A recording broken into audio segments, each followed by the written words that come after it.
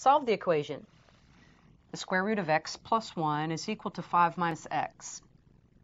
In order to solve this equation, we need to eliminate a radical sign, and we're going to do that by squaring both sides of this equation.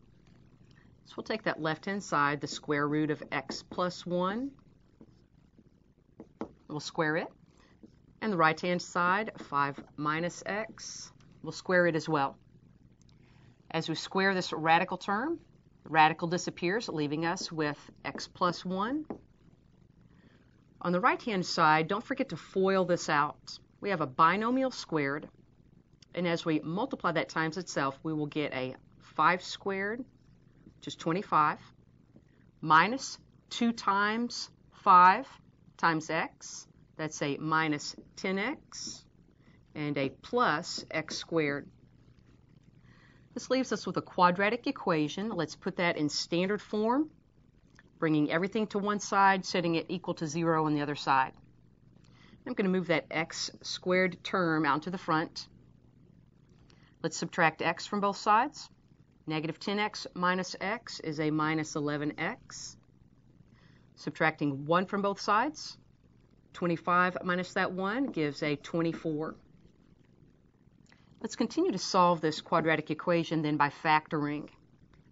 This is going to factor as an x minus 3 times x minus 8.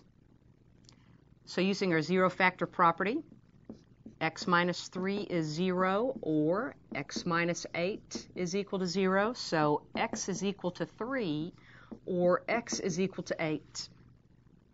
Now, as we square both sides of an equation, as we had to do in this example, we can sometimes produce a false solution, an extraneous root. So we need to go ahead and check both of these possible solutions. Let's check that value, x equal 3. Remember to go into the original equation, which was x, the square root of x plus 1 is equal to 5 minus x. Let's substitute 3 in for x. So is the square root of 3 plus 1 equal to 5 minus 3. That's the square root of 4, or 2. Is that equal to 2? Yes, that's true.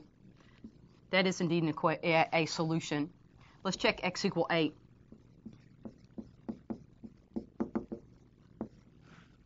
Substituting into that original equation, is the square root of 8 plus 1 equal to 5 minus 8? In other words, is the square root of 9, 3, equal to a negative 3? No, that's false. There we have an extraneous solution. X equal 8 does not satisfy the original equation. We just have one solution. Let's summarize by saying the solution set